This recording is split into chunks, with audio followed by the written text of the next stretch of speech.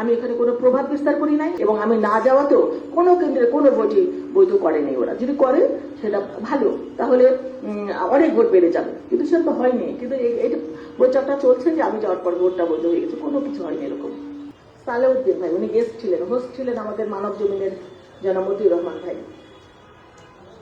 তিনি কিছু কথা বলেছেন। তিনি বলেছিলেন যে সিদ্ধেশ্বরী বয়েজ স্কুলের যে ঘটনাটা কেন্দ্র করে যে সোশ্যাল মিডিয়া যে খবরগুলো এসেছে সেটা নিয়ে তিনি বলতে চাচ্ছিলেন যে ওখানে আমি গিয়েছি, ওটা বৈধ ছিল, কারণ আমি নির্বাচনে যে প্রার্থী জাপাসের প্রধান নির্বাচনী এজেন্ট, সেজন্য আমি প্রার্থী যেটা করতে পারি, যে জায়গায় যেতে পারি, সেই এক্সেসগুলো আমারও আছে, সেজন্য আমি যেতেই পারি। এটা আমার যাওয়াটা সঠিক ছিল, এবং আমি যে তাদেরকে চার্জ করছি সেটাও সঠিক ছিল। কিন্তু তারপরে তিনি যেটা বলেছেন যে আমি যাওয়ার পরে যে অবৈধ ভোটগুলোকে বৈধ করানো হয়েছে, সেটা নিয়ে নাকি মামুনুল হক সাহেব বলেছেন যে তার আসলেও বৈধ করা দরকার, সেটার পক্ষে উনি কথা বলেছেন। তো আমি আসলে সেই জিনিসটা ক্লিয়ার করার জন্য আজকে আপনাদেরকে ডেকেছি। আমি 12 তারিখে 5:30-6টার দিকে আমি জানতে পারলাম সিদ্ধেশ্বরী বয়েজ স্কুল থেকে আমাদের পোলিং এজেন্টরা ভিতর থেকে বারবার আমাকে নক করছিল, এখানে অনিয়ম হচ্ছে, অনেক অনিয়ম হচ্ছে, একটু পারলে এখানে আসেন। আমি তখন দৌড়ে চলে গেলাম, গিয়ে আমি দরজা নক করছি, বারবার নক করছি, অনেকক্ষণ, আধা ঘন্টা পরে দরজাটা খুললো, ভিতরে যেতে দিবেই না। তারপরে গেলাম, ওখানে প্রিজাইডিং অফিসার ছিল শামসুল ইসলাম, ইসলামী ব্যাংকের, এবং প্রায় 5-6 জন বিদেশি পর্যবেক্ষক ছিলেন ওই রুমটার মধ্যে। ওখানে কাউন্টিং হচ্ছিল। তখন আমাদের যে ধানের শেষের এজেন্ট, তারা বলছিল যে এখানে 25 থেকে 27টা ভোটকে তারা বাতিল করে দিয়েছে, যে ভোটটা ওই যে গ্যাপ সাদা জায়গাটা সিল মেরেছে জন্য সেগুলোকে বাতিল করে দিয়েছে। কিন্তু আমি রওনা হওয়ার আগে জানতে পেরেছিলাম যে নির্বাচন কমিশন থেকে ওই ভোটগুলোকে বৈধ করার জন্য রিকোয়েস্ট করা হয়েছে। তখন আমি প্রিজাইডিং অফিসার শামসুল ইসলামকে বললাম যে এই ভোটগুলো তো নির্বাচন কমিশন থেকে বৈধ করার জন্য বলা হয়েছে। উনি বললেন যে আমরা এরকম কোনো নির্দেশনা পাইনি। তখন রিটার্নিং কর্মকর্তা এই সময় আমার মোবাইলে ফোন দিলেন। আমি তখন বললাম যে ভাই, এখানে তো রিটার্নিং কর্মকর্তা যে শামসুল ইসলাম, উনি কথা শুনতে চাচ্ছেন না, উনি এগুলোকে মানতে রাজি না। তখন উনি বললেন ওনাকে ফোনটা দেন। আমি ফোনটা, সাইফুল ইসলাম, আমি স্পিকারে রেখেছিলাম ফোনটা। আমার স্পিকারে বিদেশি পর্যবেক্ষকরা শুনছিলেন, বিভিন্ন প্রার্থীর এজেন্টরাও শুনতে পাচ্ছিলেন, ধানের শেষের এজেন্টরাও শুনতে পাচ্ছিলেন, এবং ওই কক্ষের ভিতরে যারা ছিলেন সবাই স্পষ্ট শুনতে পাচ্ছিলেন যে স্পিকারের রিটার্নিং কর্মকর্তা বলছিলেন যে নির্বাচন কমিশন থেকে নির্দেশনা এসেছে এই ধরনের ভোটগুলোকে বৈধ করে দিতে। এখন এটা বাস্তবায়ন করবেন কি না করবেন সেটা সম্পূর্ণ আপনার ব্যাপার। তারপর উনি ফোনটা রেখে দিলেন। সেই শামসুল ইসলাম বললেন যে আমি এটা মানতে রাজি না। আমি বললাম আপনি কেন মানবেন না? বললো আমি নির্বাচন, আমার সাথে তো সরাসরি কথা হয়নি, অন্য কারো, আমার উপরেও একজন কর্মকর্তা আছেন ম্যাজিস্ট্রেট, তিনি আসুক, তারপরে আমরা ডিসিশন দেবো। তা আমি বললাম সেই ম্যাজিস্ট্রেটকে কল করেন।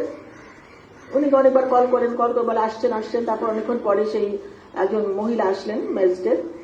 উনি এসে, ওনার নামটা আমার ঠিক খেয়াল নেই, সাম আফরোজা হবে, উনি এসে বললেন যে না, এই ভোটগুলো সব বৈধ হবে, বৈধ করে দেন। কিন্তু তারপরে ওই শামসুল ইসলাম কিন্তু বললেন যে না, এই ভোট, উনি ওনার সাথে তর্কাতর্কি করলেন, মানে বললেন যে বৈধ হবে না।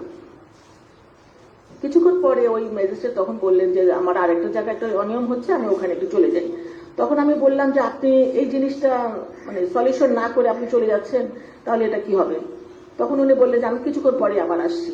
তখন উনি চলে গেলেন, আর আসলেন। তখন আমি প্রিজাইডিং অফিসারকে বললাম যে আপনি এখন কি ডিসিশন নেবেন?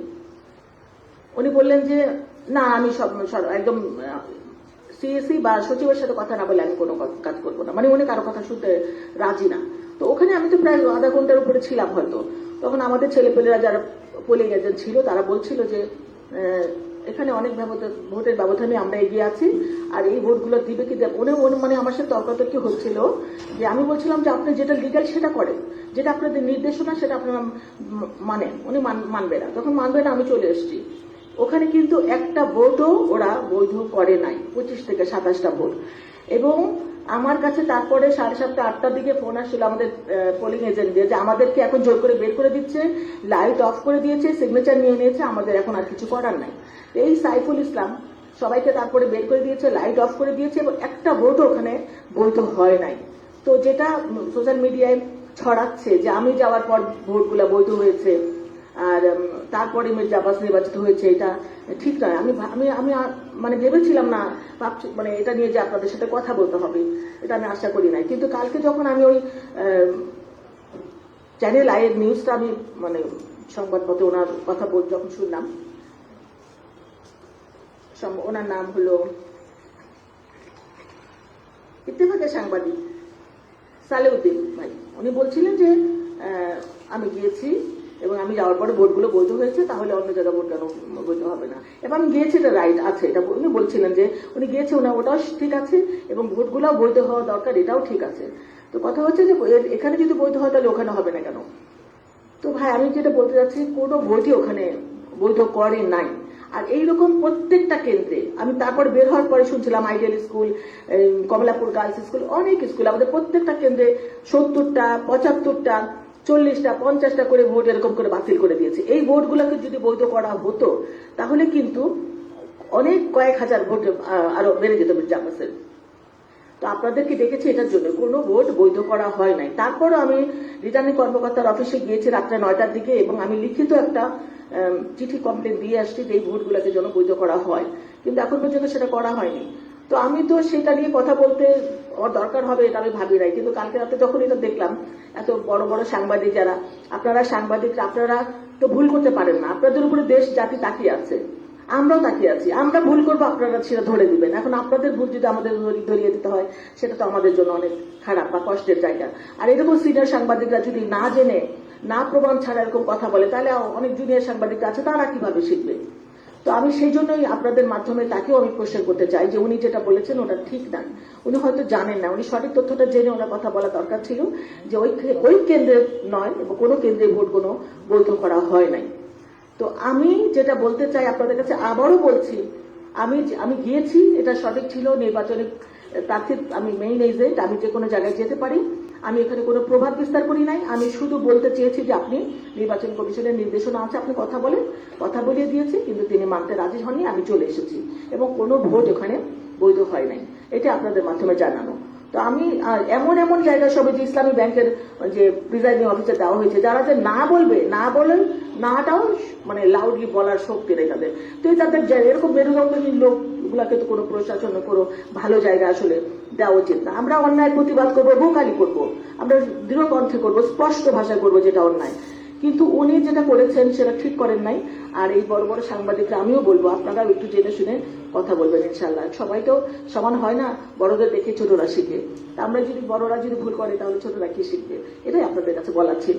যে আমি আশা করছি আপনাদের মাধ্যমে এটি সারা বাংলাদেশ, দেশবাসী জাতি জানতে পারবে যে এই জিনিসটা আসলে হয়েছে। আমি যাওয়ার পর কোনো ভোট এখানে বৈধ হয় নাই এবং আমি না যাওয়াতেও কোনো কেন্দ্রে কোনো ভোটই বৈধ করেনি। ওরা যদি করে সেটা ভালো, তাহলে অনেক ভোট বেড়ে যাবে, কিন্তু সেটা তো হয়নি। কিন্তু এই প্রচারটা চলছে যে আমি যাওয়ার পর ভোটটা বৈধ হয়ে গেছে, কোনো কিছু হয়নি এরকম।